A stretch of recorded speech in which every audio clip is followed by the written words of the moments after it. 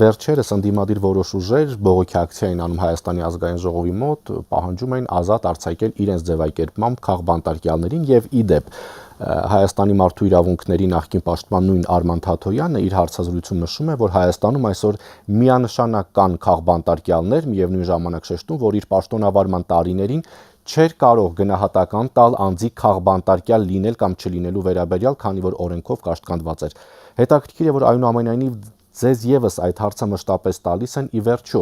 Մարդու իրավունքների պաշտպանը կարող է այս համատեքստում գնահատականներ հնչեցնել, թե ոչ։ Դարձյալ ես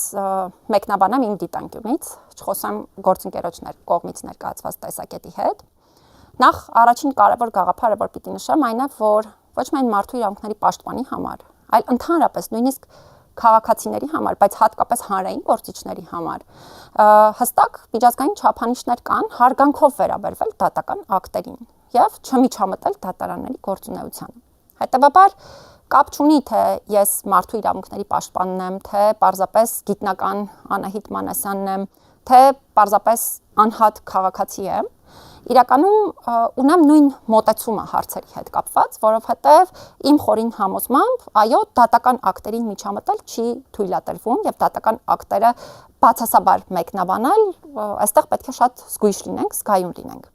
Դա է պատճառը, որ սովորաբար երբ որևէ երկրի հետ կապված խոսում են քաղբանտարկյալների առկայության մասին, դա այն ծայրահեղ վիճակում գտնվող դատական իշխանության համակարգ ունեցող երկրներն են սովորաբար, որովհետև հենց այս երկրներում է,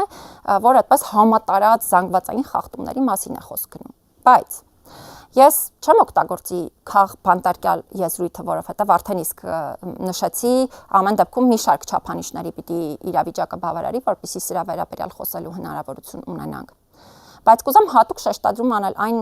հանգամանքին, որ իմ խորին համոզմամբ թե այսօր, թե նախկինում, այդ թվում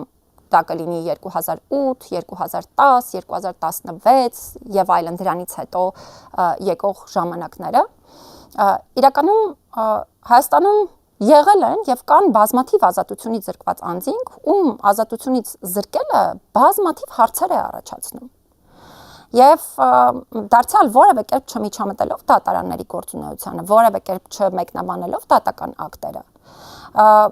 երբ այսքան հարցեր է առաջացնում մարդկանց ազատազրկումը, եւ օրինակ ունենք ազատազրկումների այդքան մեծ թիվ, հատկապես կալանք խափանման միջոցի կիրառման տեսքով, եւ ի վերջո այս տարիների կտրվածքով այս հարցերին պատասխաններ չի տրվում, սա շատ խնդրահարույց իրավիճակի մասին է խոսում, եւ իմ կարծիքով սա այն ոլորտն է, այսինքն ազատությունից զրկման կամ ազատությունը սահմանափակելու գործընթացների իրականացման այդ ձևաչափը մարդու իրավունքների ստանդարտների պահպանման տեսանկյունից այն ոլորտն է, որտեղ ես կարծում եմ, որ Հայաստանում այս ամբողջ տարիների կտրվածքով շատ քիչ են զարգացումներ եղել, ի տարբերություն շատ այլ ոլորտների, օրինակ ի տարբերություն մի քանի տարի առաջ կամ տասնամյակ առաջ եղած իրավիճակի, մենք չենք կարող ասել, որ Հայաստանում համակարգային խոշտանգումներ կան, օրինակ, եթե մարդիկ հայտնվում են ձերբակալվածների պահման վայրերում կամ քրեակատարողական հաստատություններում։ Իհարկե, ինչպես բոլոր երկրներում էստեղ էլ դեպքեր կան, բայց դրանք համակարգային դեպքեր չեն, կամ չենք կարող ասել, որ Հայաստանում ընտանեկան բռնության դեմ պայքարի այդ ամբողջ համակարգը չի զարգացել, որովհետև դա միամտություն կլինի, իրականում համեմատելի չի իրավիճակը։ Բայց եթե խոսում ենք կալանք խափանման միջոցի կիրառման մասին, եթե խոսում ենք ընդհանրապես ազատազրկման այդ ամբողջ ձևաչափի մասին, նկատի ունեմ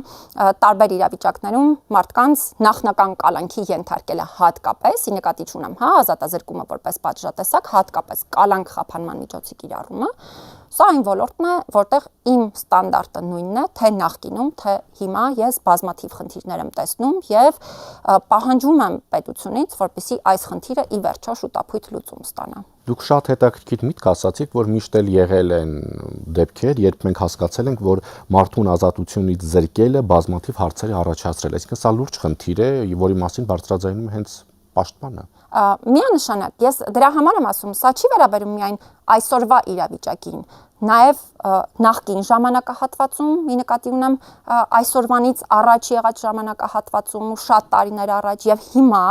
սա շարունակում է խնդիր մնալ եւ շարունակում է ոչ թե խնդիր մնալ միայն անհատական դեպքերով, այլ իմ խորին համոզմամբ այս հանգամանքի, այս ինստիտուտի առումով գրեթե մենք պատշաճ զարգացում չենք ունեցել համակարգային եւ իհարկե տարբեր գործիքներ կիրառվել են, նոր օրենսդրություն, ինչ որ իրացման պրակտիկա եւ այլն, բայց քանի որ խնդիրը շարունակում է պահպանվել, իմ խորին համոզմամբ այն շարունակում է համակարգային բնույթ կրել, հետեւաբար ես իրապես միասնական ստանդարտ ունեմ այս բոլոր իրավիճակների նկատմամբ, անկախ նրանից, որ նախկինում իհարկե չեմ զբաղեցրել մարդու իրավունքների պաշտպանի պաշտոնը, բայց համարում եմ, որ այս խնդիրները պետությունը պարտավոր է շուտապույտ հասցեավորել։